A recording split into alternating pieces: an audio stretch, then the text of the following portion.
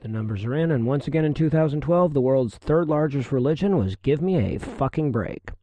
In the recent Pew survey on the global religious landscape, roughly 1 person in 6 identified with no religion at all, which puts the worldwide number of non-religious at well over 1 billion. Numbers in the U.S. are actually significantly better than the worldwide average, believe it or not. About 1/5 of Americans now claim no religion, and that's an increase of 25% over the last 5 years, and it's up from basically 0 when they introduced color TV. Now, as bad as all this looks for the imaginary friends camp, it's actually much worse.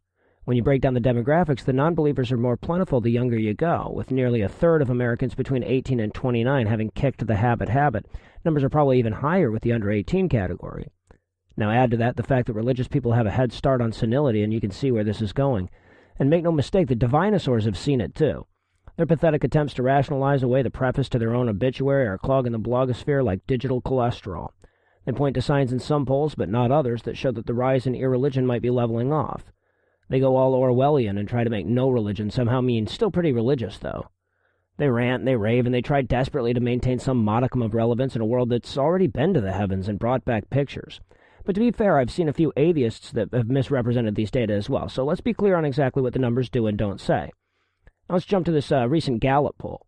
They asked respondents, what is your religious preference, and they offered these choices: Protestant, Roman Catholic, Mormon, Jewish, Muslim, another religion, or no religion. When faced with that question in 2012, 17.8% of people answered no religion or refused to answer.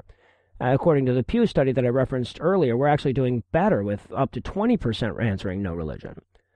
Now, the current media narrative on the nones is that these are people who aren't atheists, but rather they're seekers, they're doubters, they're temporary apostates. But the fact remains that they answered no religion, and the effective definition of atheist is person with no religion. Now, sure, these numbers include agnostics, and they include the people that say they're spiritual and then can't say exactly what the fuck that means. And in fact, only about 2% of people are actually willing to identify themselves as atheists. But of course, a lot of these non-committal folks are dictionary atheists. There are people like Neil deGrasse Tyson. He's real quick to say that he's not an atheist, but he also doesn't remotely believe in God or a spirit or any of those things that a person needs to believe in to not be an atheist. A lot of these people are atheists that just don't want to get lumped in with assholes like me.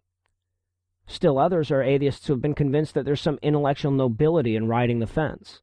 They think that agnosticism is the logical default position when it comes to God. But look, I'm not willing to say with absolute Gnostic certainty that I'm not going to get raped by Bigfoot tonight, so maybe in a technical sort of way I'm agnostic about it. But I'm certainly not going to live my life with non-consensual Sasquatch sodomy as even the remotest of concerns. So does that make me a Bigfoot rape agnostic or a Bigfoot rape atheist? And when the chips are down, is there any difference? But as much as we make in the godless community about this technical difference between agnostics and atheists, that's not really where the nomenclature becomes a problem. I call this the agnostic gambit. A lot of these people are saying basically, I'm an atheist as long as it doesn't piss anybody off.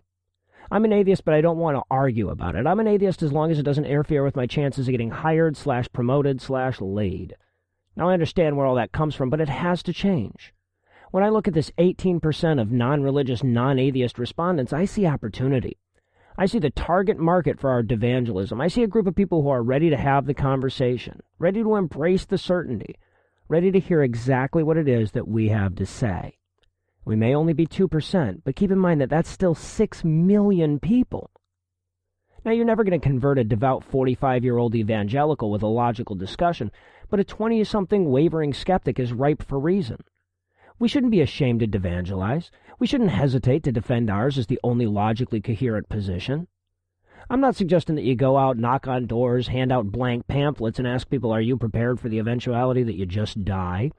Although, incidentally, if you do, please send me the YouTube link. But what I am suggesting is that the next time you hear somebody say that they're spiritual or agnostic or whatever, don't be afraid to put on your best salesman smile and give them the pitch for atheism. There's a marketplace out there where people are selling truth every day. I'm just saying that I think the people who are actually telling the truth should get in on it.